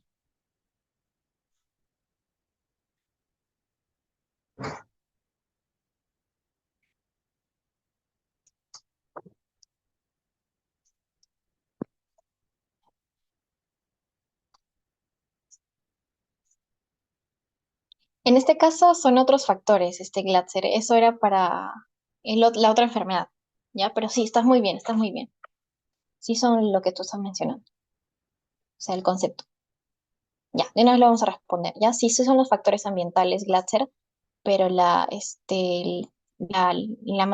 el hecho de que el bebé no lacte por leche materna, sino que tome leche de fórmula, que haya consumido antibióticos, si no estoy mal, de tipo macrólidos, ya, son factores ambientales que contribuyen al desarrollo de una enfermedad que también es de este tipo, que es la estenosis hipertrófica pilórica, ¿ya? Ahora, la hendidura labiopalatina es otro tipo de enfermedades que se manifiesta o se da mayormente o comúnmente o en mayor medida, se podría decir, en varones, ¿ya? Entonces, que una mujer lo presente, quiere decir que la suma genética de la madre y del padre para que esta niña presente la enfermedad es mucho mayor, ¿ya? O sea que presenta un umbral con carga genética mayor, ¿ya? Y seguramente ha estado expuesta a los factores ambientales que contribuyen al desarrollo de esta enfermedad. Entonces, ¿qué quiere decir? Que si esta niña tiene un hermano, de por sí tiene mucho más riesgo a otros niños de presentar este tipo de patología, ya porque estás presentando un umbral mucho mayor con mayor adición de carga genética. ¿ya? Porque acuérdense que esta es una enfermedad multifactorial, que si bien es de tosía, Mary lo dijo, que es la suma de factores ambientales más factores genéticos para que se produzca esta enfermedad, ¿ya? Entonces, estos factores ambientales y genéticos se tienen que sumar y dan un umbral, ya que si se sobrepasa ese umbral, se expresa la enfermedad. En el caso de las mujercitas, debería ser menor, ¿no? Pero en el caso de esta niña, si se ha presentado, quiere decir que hay una mayor carga genética. O sea, muchas más alteraciones, se podría decir, mucha mayor carga genética que ha hecho que la exposición a estos factores ambientales más produzca la enfermedad. Entonces, si es mucho más común en los varones, que quiere decir que los varones tienen más carga genética, ¿ya? Entonces, si tiene un hermano, va a ser mucho más riesgoso o va a tener mucho más factor de riesgo que los niños en general. No necesariamente que presentan el síndrome, porque recuerda que estamos hablando de enfermedades multifactoriales y que la multifactoriedad se refiere a que requiere un factor ambiental y un factor genético, ¿ya? O sea, tú puedes tener factor genético, pero no estar expuesto al factor ambiental. ¿Ya? Y si no estás expuesto al factor ambiental, no vas a desarrollar necesariamente la enfermedad. Es lo mismo que pasa, por ejemplo, en la diabetes mellitus, ¿ya? O en otras enfermedades como la hipertensión arterial. Hay ciertas familias que tienen antecedentes, por eso cuando van a consulta, ¿no? Te preguntan, tu paciente, o perdón, paciente que tiene hipertensión arterial y le preguntan, ¿no? ¿Su papá, su mamá, su abuelita ha sufrido de hipertensión arterial? Sí, señorita, te dice. Ya, entonces ya tiene un historial de hipertensión arterial. Entonces esa persona ya tenía factor de riesgo en base genético para desarrollar hipertensión arterial. Más factores genéticos, perdón, factores ambientales, que por ejemplo, así el consumo excesivo de sal, el que la persona fume, tome, que la persona no se cuide, sea gordita, ya, y todos los factores ambientales han hecho que se exprese en esa enfermedad. ¿Ya? ¿Se ha entendido, Cristian? ¿Ya? No siempre quiere decir que si tú tienes un factor de riesgo genético, no siempre quiere decir que vas a expresar la enfermedad. Tienes el factor de riesgo. Una cosa es factor de riesgo y otra cosa es expresar la enfermedad. ¿Ya?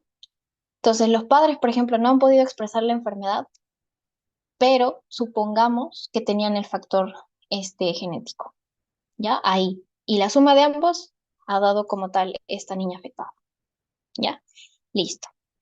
¿Se ha entendido, chicos, los demás? ¿Todo claro? ¿Todo claro? No, otra vez.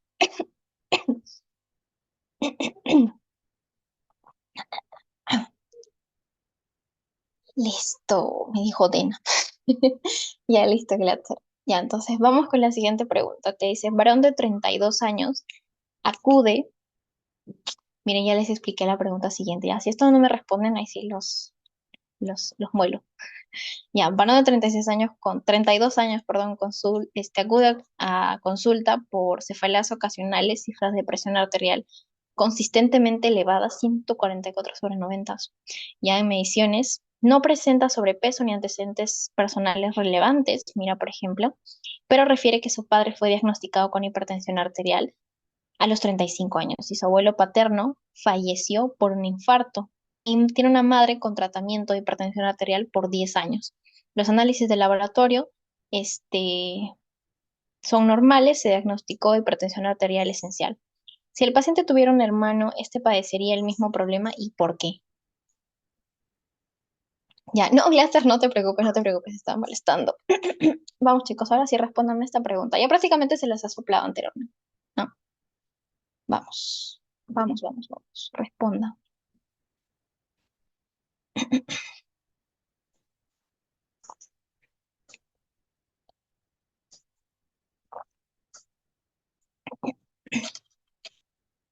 Uy, ya.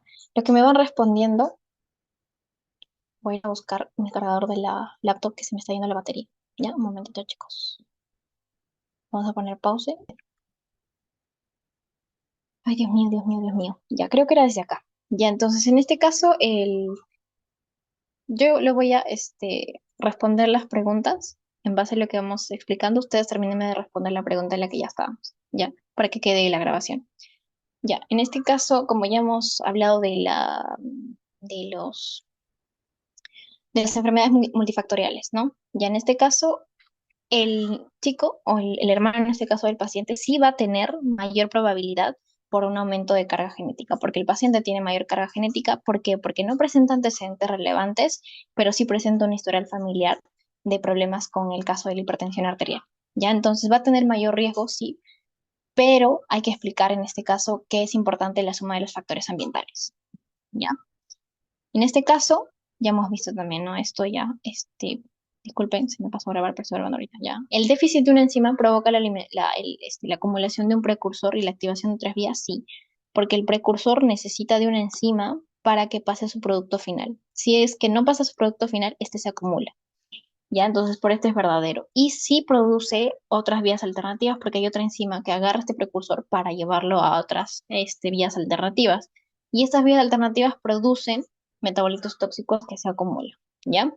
La fenilcetonuria es producida por la alteración del gen HGD falso, es el gen PAH, ¿ya? Y en el síndrome de Marfan se producen alteraciones en la MIC, no, es en la MEC, ¿ya? El gen sí estaba bien, entonces la respuesta correcta es la C, ¿ya?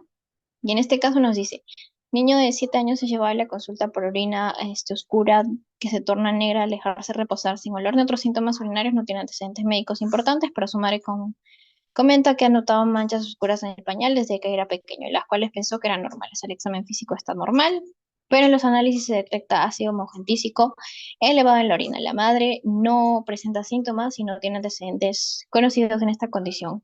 ¿Qué síndrome estaría presentando el niño y cuál es el patrón de herencia más probable y cuál es el concepto genético que explica que los padres no presenten estas manifestaciones clínicas? Aquí, el síndrome era la alcaptonuria, ¿ya?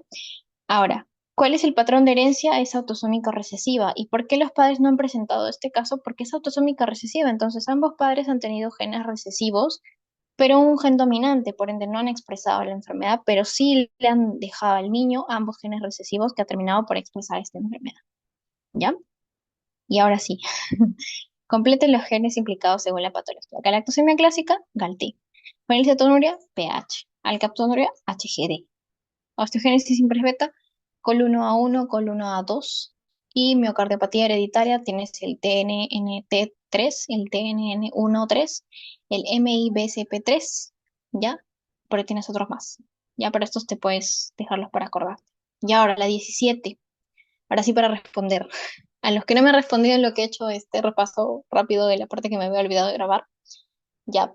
El retinoblastoma hereditario. ¿Por qué los pacientes suelen presentar tumores bilaterales y múltiples a diferencia del retinoblastoma esporádico? Primero vamos a diferenciar dos puntos. ¿Qué quiere decir hereditario y qué quiere decir esporádico?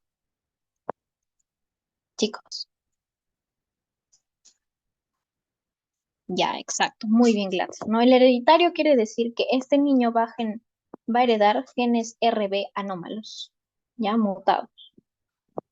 A diferencia de la persona que presenta la patología de forma esporádica, que va a decir que por una alteración X o por un teratógeno, por ejemplo, por un agente externo, el gen RB se va a mutar.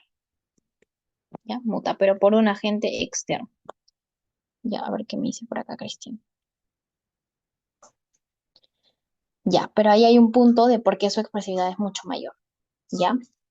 Ahora, aquí, en este punto, quiero que se acuerden de un punto importante en la genética del cáncer, que es la teoría del doble golpe. Doble golpe. O el doble shunt. ¿Ya? ¿Qué quiere decir? Al menos para un ejemplo de esto es el retinoblastoma hereditario, que quiere decir que para que se llegue a producir un cáncer o el cáncer de este tipo, por ejemplo, tú tienes una celulita, ¿no? Ay, Dios mío, mi célula me salió cuadrada ya, pero bueno, no importa. En esta célula tú tienes una mutación ya hereditaria en el gen RB, ¿ya? Una mutación hereditaria en el gen RB, o sea, en uno de los alelos. O sea, este alelo de acá está mutado en el RB, mutado, ¿ya? O sea, ya tienes cierta predisposición por haber heredado este gen mutado. La teoría de doble golpe dice que para que este tipo de cáncer se produzca, lo que va a ocurrir es que de forma esporádica, ahora sí, de forma esporádica, el otro alelo que estaba sano, por acción de agentes externos, mutaciones durante las replicaciones celulares X, ¿ya? Se mute el otro alelo sano. O sea, que ambos alelos, ya, ambos alelos terminen mutados y terminen por alterar el RB, ¿no? Que era un supresor tumoral. Ya, entonces este supresor tumoral hipofuncionante produce la proliferación de células cancerígenas, ¿ya? Esa es la teoría de doble golpe. ¿Qué ocurriría en un paciente de forma esporádica? En un paciente de forma esporádica, ya, si tú sabes que la persona que tiene una herencia ya tiene un mayor riesgo por presentar un alelo mutado, la persona que no tiene ese alelo mutado va a necesitar que por un evento X, o sea, por un evento X, se mute y después que al mismo tiempo por otro evento X, el otro alelo que estaba sano se mute. O sea, van a tener que pasar dos coincidencias, ¿ya? O dos accidentes ocasionales para que se llegue a generar este cáncer. ¿Que puede ser? Sí, puede ser. Pero, ¿por qué en los cánceres de tipo hereditario, ya, son bilaterales y son múltiples? Porque el paciente ya viene heredando esa mutación, entonces ya tiene mayor riesgo y tiene mayor predisposición a presentar ese doble golpe, ¿ya? Que va a inducir a que ahora sí se desarrollen estas células tumorales, a diferencia de una persona que tiene un retinoblastoma esporádico. ¿Por qué? Porque esta persona esporádicamente va a necesitar que haya una mutación y después el segundo golpe, o sea, otra mutación que termine por inactivar ambos alelos. ¿Ya? Ahora sí está claro, chicos. ¿Sí?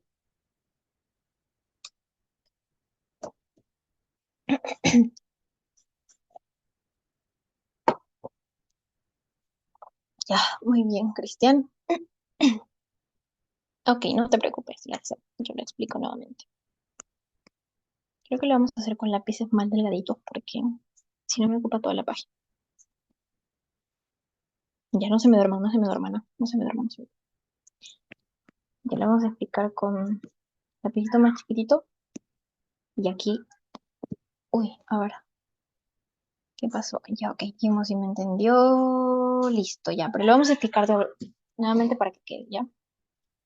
Doble golpe, o el doble shunt, también le conozco, o double shunt, ¿ya? Tú tienes una célula, tienes otra célula. Ay, Dios, qué horrible. Ya. Esta va a ser la que tiene el problema hereditario y esta va a ser la esporádica. Ya. Sí. Aquí vamos a tener el gen RB en un alelo y el gen RB en otro alelo. El gen RB en un alelo y el gen RB en otro alelo, que es el que produce esta alteración, ¿no? Este cáncer, retinoblastoma. En el hereditario, tú heredas el gen RB mutado. Ya por eso lo estoy poniendo con rojito, mutado. A diferencia del esporádico, que tú no heredas un gen RB de nada, no heredas la mutación, ¿ya? Entonces, ¿qué ocurre? En la teoría de doble golpe te dice que para que se produzca este cáncer tiene que haber otro golpe, en este caso puede ser acción de un teratógeno, una mutación una mutación somática durante las divisiones celulares, que hagan que se mute, ¿ok? El otro gen RB del otro alelo, o sea, del alelo sano. Ya, ese es el doble golpe. Ya, ese es el doble golpe en el caso. Entonces, una vez que se ha dado este doble golpe, ahí sí este gen RB, que era un supresor tumoral, ya va a estar hipofuncional. Y este supresor tumoral, para darles a entender mucho más, de forma más clara, va a parar el ciclo celular, ya para el ciclo celular en un punto importante. Este es mi ciclo celular. Yo sé que se ve bien feo, pero es mi ciclo celular. Ya un punto entre G1, ya, y S, ya, un punto importante, ya. Perdón, disculpa. Estoy bebiendo. Ya, pero para el ciclo celular, ya, para el ciclo celular. Tiene un punto de control, ya, donde para el ciclo celular. Ya. Ya. Cuestión, ¿qué es lo que pasa? Que este gen, que es un supresor tumoral, tiene la función de parar el ciclo celular cuando nota una anomalía, o sea, una alteración en el ADN. Las mutaciones esporádicas en el ADN son muy comunes. Si es que no se logra reparar la mutación en el ADN, esta mutación prospera y después se puede convertir en un tumor. Ya por eso es importante los supresores tumorales, porque estos paran el ciclo celular para que se revise el ADN, por decirlo así, ¿no? Para que se revise el ADN. Si es que no hay reparación, ahí están los otros supresores de tumores como el TP53, por ejemplo, que activa una cascada que termina por matar a la célula, una muerte inducida, que es la apoptosis, ¿no? Para que la célula que no se replique mutada. ¿Ya? ¿Qué ocurre si no están funcionando estos supresores tumorales, como es el caso del RB? Se producen los cánceres, en este caso el cáncer ocular. ¿Ya? Entonces termina por producir células tumorales cancerígenas por la alteración de estos dos genes. ¿Ya? ¿Qué pasa en el caso esporádico? Tú vas a necesitar, en el caso esporádico, ¿ya? Uy, ¿ya? Que por una acción X externa, primero se mute uno y después se mute el otro. ¿Ya? O sea, dos veces vas a necesitar que se mute, porque recuerda que son dos golpes, doble golpe. ¿Ya? Entonces, una primera vez que se mute un alelo y otra segunda vez para que se mute el otro alelo. Y ahí recién te va a producir las células tumorales. ¿Ya? Entonces, ¿por qué los tumores suelen ser bilaterales y múltiples y los pacientes suelen tener más predisposición en la parte genética? Porque están heredando un alelo mutado y solo necesitan otro golpe más, o sea, un empujoncito más para que se produzca el cáncer. A diferencia del esporádico, que necesita de dos eventos esporádicos, como su mismo nombre lo dice, para que se mute estos genes. ¿Ya? Ahora sí, ¿todo claro? Sí, sí, sí. No, no.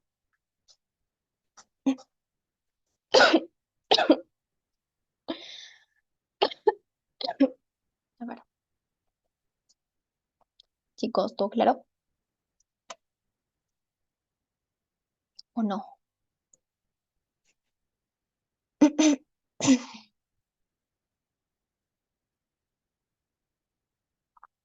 Ya. Ok, pum, ya está. Creo que tengo otra pregunta más. Ya, si no, igual me vuelven a preguntar. ¿Ya? Ahora sí, la 18. ¿Cómo puede una metilación aberrante? A ver, Meli me preguntó algo. Ok, gracias, Meli. ¿Cómo puede una metilación aberrante del promotor del gen MLH1 en células somáticas conducir al mismo efecto funcional que una mutación genética? Porque esto es relevante en el estudio del cáncer esporádico.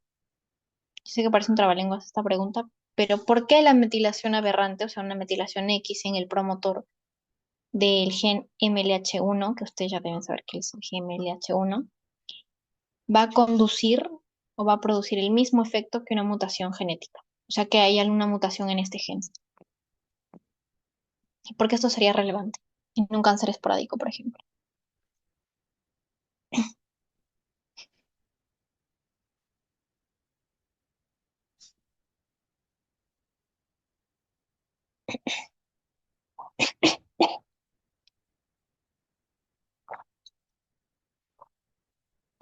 Vamos chicos, respondan, respondan.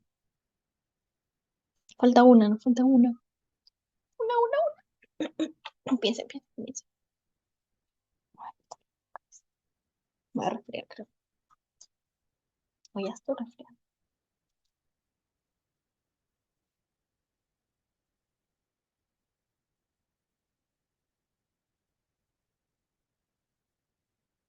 Ok, tengo una respuesta.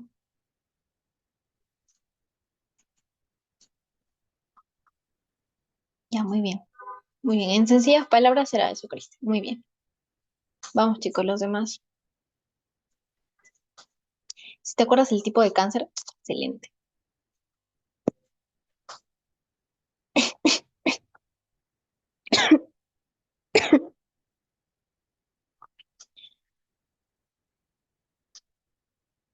Muy bien, exacto. Exacto. Ahora, hay otro síndrome más. A ver, los demás chicos. Pum, vaya. Tum, tururum, turu.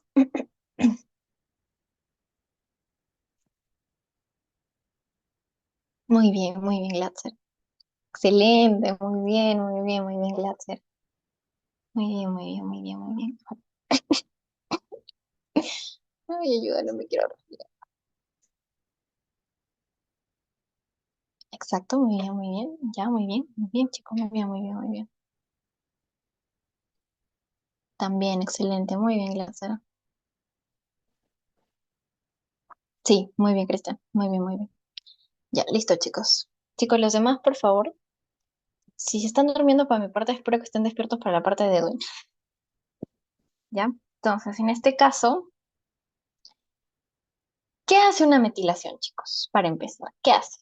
Para los que no me han respondido, para que no vamos a responder la pregunta así por así, la vamos a razonar, ¿ya? Porque ¿qué hace una metilación? Ahí quiero que entiendan. ¿Qué hace la metilación? Porque eso ustedes lo han visto en la parte de epigenética, ¿no es cierto? Muy bien, Cristian. Cuando se le agrega un grupo metilo a un gen, ya se metila al gen, lo silencia, este ya no se expresa, ya no se expresa. Entonces, aquí te está preguntando, ¿cómo una metilación aberrante? ¿Por qué te dice aberrante? Porque este gen en específico, para los que me han respondido muy bien, el gen MLH1 forma parte de un complejo que se encarga de reparar el ADN, parar el ADN, ¿ya? Nosotros tenemos tres tipos de genes en la producción de un cáncer, tres genes que juegan un rol importantísimo. Los oncógenes, los supresores de tumores y los reparadores del ADN, ¿ya? Uy, aquí, ahí te equivocaste, un poquito, Cristian, ¿ya? Si bien es cierto, el otro sí, no, tampoco. Ya, te equivocaste un poquito, ¿ya? Pero el gen, MLH1 no es un proto-oncógeno o un oncógeno, ya es un reparador del ADN. Ya repara precisamente, produce la reparación por match impair o mal apareamiento, ¿ya? Entonces, estos tres genes juegan un papel importante en el desarrollo del cáncer. ¿Por qué? Porque los oncógenes o los que inducen a la proliferación celular están desregulados y como locos aumentan, por eso el cáncer se reproduce, se reproduce, se reproduce, ¿ya? Los supresores de tumores están inhibidos, como en el caso del RB1, y los genes reparadores del ADN también están disminuidos. O sea, no hay quien repare el ADN, no hay quien suprima el ciclo celular y los oncógenos están como locos. Entonces, este, las mutaciones se van acumulando, ¿ya? En el caso del MLH1, es un reparador de los genes, ¿ya? Entonces, en este caso, la metilación, ¿qué hace? Que este se silencie, ¿ya? Si este se silencia, al igual que una mutación que puede inducir a que este no funcione, ¿qué va a pasar? Que se afecta una de las vías importantes para reparar el ADN o el daño en el ADN, ¿ya? Entonces, ¿por qué actúa de la misma forma que una mutación? Porque prácticamente lo está silenciando. Entonces, si lo silencia, no se expresa. Si no se expresa, no repara el ADN. ¿Y por qué esto es importante para el cáncer esporádico? Porque si esta metilación ocurre de forma esporádica, o sea, este gen se metila de forma esporádica, se puede producir tipos de cánceres asociados a este gen, ¿ya? Como en el caso aquí me han dicho, ¿no? Cáncer colorectal, el síndrome de Lynch, etcétera, ¿ya? ¿Por qué? Porque está prácticamente silenciándose, ¿ya? Y este gen es importante para reparar el ADN. ¿Qué repara? Por matching, pero un mal apareamiento de bases. ¿Todo claro, chicos? ¿Sí? Sí, sí, los que no me están respondiendo, yo espero que me estén entendiendo, por favor. Si es que no se entiende, me preguntan, no tengo problemas en aclarar.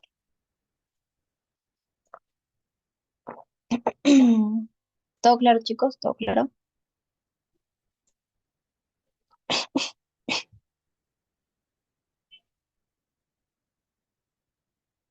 Lo explico nuevamente. Ok, ya. Entonces, ya. Punto importante aquí en la genética del cáncer, tres tipos de genes. Los oncógenes, que son los que promueven la proliferación celular, o sea que la célula se divida, se divida, se divida, se divida. Los supresores de tumores, que al contrario, o frenan el ciclo celular o matan a la célula directamente para que ésta no se duplique con mutaciones, ¿ya? Y los que reparan el ADN, ¿ya? Tienen que entender un punto importante acá que les voy a recalcar también, que cuando se produce una alteración a nivel del ADN, Los supresores de tumores como el RB, por ejemplo, el RB, intervienen en SG1 y S, ya, que paran el ciclo celular antes de que pase o siga proliferando el ciclo celular, paran para que se revise el ADN, ya podríamos decirlo así. Y ahí entran los reparadores del ADN. Si hay algún problema, por ejemplo, los dímeros de timina, ¿ya? O, por ejemplo, la depurinización de bases que hemos visto, ¿ya? Si hay ese problema, los reparadores del ADN ingresan a reparar el ADN. Si ese ADN no se puede reparar lastimosamente, los que suprimen el tumor, por ejemplo, la TP53 le dice, uy, célula, ya fuiste, no te puedes reparar tu ADN y tú no te puedes multiplicar mutada, entonces te vas a tener que morir. O sea, y la célula se muere, ¿ya? En los cánceres o en las células cancerígenas, esto no ocurre, ¿ya? ¿Por qué? Porque los oncógenes están sobreactivados, ¿ya? Eso quiere decir que proliferan el ciclo celular de forma desregulada. ¿Por qué? Porque los supresores de tumores están apagaditos. No hay quien le pare el ciclo celular y pare a la célula. Y los reparadores del ADN no funcionan. ¿Ya? ¿Y por qué no funciona? Porque en algunos casos hay mutaciones hereditarias, por ejemplo, en el cáncer colorectal, que puede ser hereditario, o en el síndrome de Lynch, ¿ya? Hay mutaciones hereditarias. Pero puede darse cánceres esporádicos, ¿ya? Que en este caso puede ser una metilación aberrante, una metilación X. Entonces, ¿qué es una metilación? Por eso les preguntaba, ¿qué es una metilación? La metilación va a hacer que el gen no se exprese, ¿ya? En el caso de que se metile a este gen que es el MLH1, no se va a expresar y como no se expresa y este es un reparador del ADN, puede producirte este tipo de cánceres esporádicos porque es importante que toda esta maquinaria funcione bien, ¿ya? Entonces, este que repara por matching pair o mal apareamiento, ¿ya? Entonces, como no hay quien repare, por ejemplo, y es necesario que este repare ciertos daños que se producen en el ADN, por esta metilación aberrante, es lo mismo que hubiese habido una mutación genética heredada, ¿ya? Entonces es un predictor para un cáncer de tipo esporádico en este caso, ¿ya? ¿Se ha entendido? Ahora sí. Sí, sí, no, no, sí, sí. No se me duerman, por favor. Ya, gracias. Ya listo. Entonces ya ahora sí, terminamos con esto. En el cáncer de piel, ¿cuál es el mecanismo por el que se producen las mutaciones en el ADN que conllevan al cáncer o a este tipo de cáncer? ¿Y qué complejo está encargado de reparar este tipo de mutaciones? Listo, gracias, Amelia. Ya vamos, es la última conmigo y les doy un break para que se vayan a tomar un cafecito o algo, para que despierten.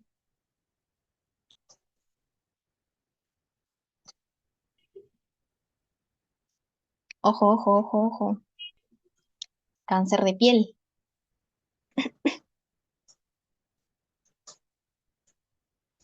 Ya le vamos a ir avisando a Edwin que ya estamos terminando. Vamos, chicos, lo último, lo último, lo último.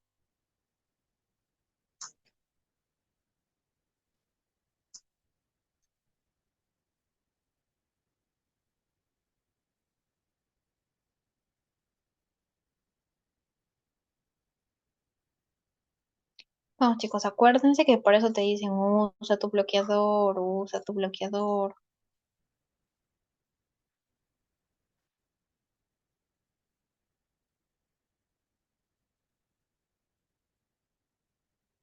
muy bien, Gladys, ¿no?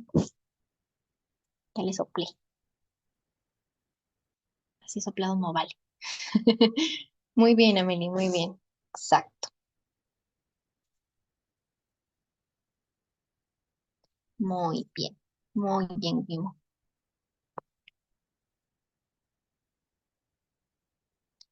También, pero en este caso te estoy preguntando mutaciones al ADN. Más específico para cáncer de piel. Porque sabemos que en el cáncer hay mutaciones más específicas para ciertos tipos de cánceres, por ejemplo, retinoblastoma RB, ¿ya? Pero las células tumorales después, si tú las analizas, acumulan un montón de mutaciones en otros genes, ¿ah? Pero las más importantes siempre están en la cabecita. Por ejemplo, en el retinoblastoma, el RB, ¿ya? Porque el cáncer, acuérdense que las células cancerígenas No tienen una mutación en específico. Una mutación principal sí, pero acumulan muchas mutaciones. Son una acumulación de múltiples mutaciones. Vamos, chicos. Vamos, chicos, vamos, vamos, vamos. Alguien por ahí me respondió. Muy bien.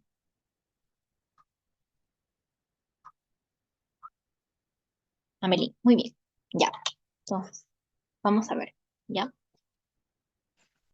Tú tienes tu piel, ¿no? Que horrible está mi piel por allá. Ya. Tú tienes tu piel. Tienes tus celulitas, ¿no? Celulitas, celulitas, celulitas. Hay un agente importante que es los rayos UV. Ya. Los rayos UV producen que haya ciertas mutaciones. Por ejemplo, cuando se encuentran dos timinas una al lado de la otra. Estas timinas, por acción de los rayos UV, forman unos enlaces de tipo covalente. Muy bien, exacto, exacto, Glass. Ya unos enlaces de tipo covalente. ¿Ya? Estos enlaces de tipo covalente deforman la cadena, ¿ya? Y producen esa mutación, ¿ya?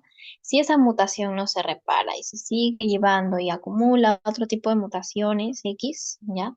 Se producen las células cancerígenas y como mencionó Cristian, puede darte un melano, ya que es un cáncer de piel. Y ahora, hay un complejo que, como le dice Glasser, encargado de reparar estas mutaciones. NER, otros le dicen el exoderma pigmentoso, que está compuesto por el XPA, ya, el XPB, ya, que lo que hace es reparar prácticamente estos dímeros de timina, cortándolos por la reparación por escisión de nucleótidos. Corta los nucleótidos, los saca, vuelve a rellenar la cadenita y la sella para reparar. Si es que no hay esta reparación o si es que no está presente esta reparación, ya tienes un factor de riesgo pues, para sufrir este tipo de cánceres hereditarios. O si es que es de tipo hereditario, si es que es de tipo esporádico, ¿no? Que se ha mutado este complejo. ¿Ya? Chicos, ¿todo claro hasta aquí? Chicos, chicas. De una vez para que se vayan a descansar, ya terminamos con esta. Sí, ya terminamos con esta. ¿No? ¿Todo está claro, chicos? Sí, sí, sí. Listo. Ya. Ok, todo claro. Ya. El complejo es el, como dijo, es NER, ¿ya? O le puedes decir exoderma pigmentoso, ¿ya? Estos son los genes encargados de reparar el ADN. ¿Cómo lo hacen? Cortan esta región, retiran, es una reparación por escisión de nucleótidos, retiran, y una ADN polimerasa vuelve a colocar los nucleótidos, obviamente que se adhieran a sus adeninas, ¿no? A sus bases nitrogenadas complementarias de forma correcta y se sella la cadena, ¿ya? Y así se repara.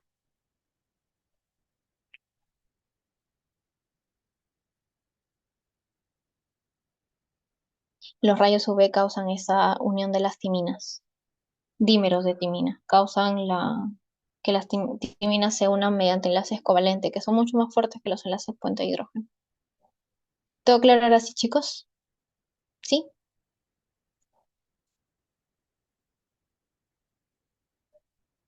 Chicos. Ya, listo, ahora sí. Ya, chicos, entonces ahora sí vamos a darles unos 10 minutitos, ya, para que descansen y ahorita regresan con Ed. Voy a cerrar la sesión. No para terminar la reunión, simplemente para que esta grabación se vaya quedando y subirla de una vez lo más pronto posible para que la vean si es que necesitan, para verla mañana, ¿ya? Entonces, chicos, un gusto haber estado con ustedes. Tal vez nos veamos próximamente, ¿ya?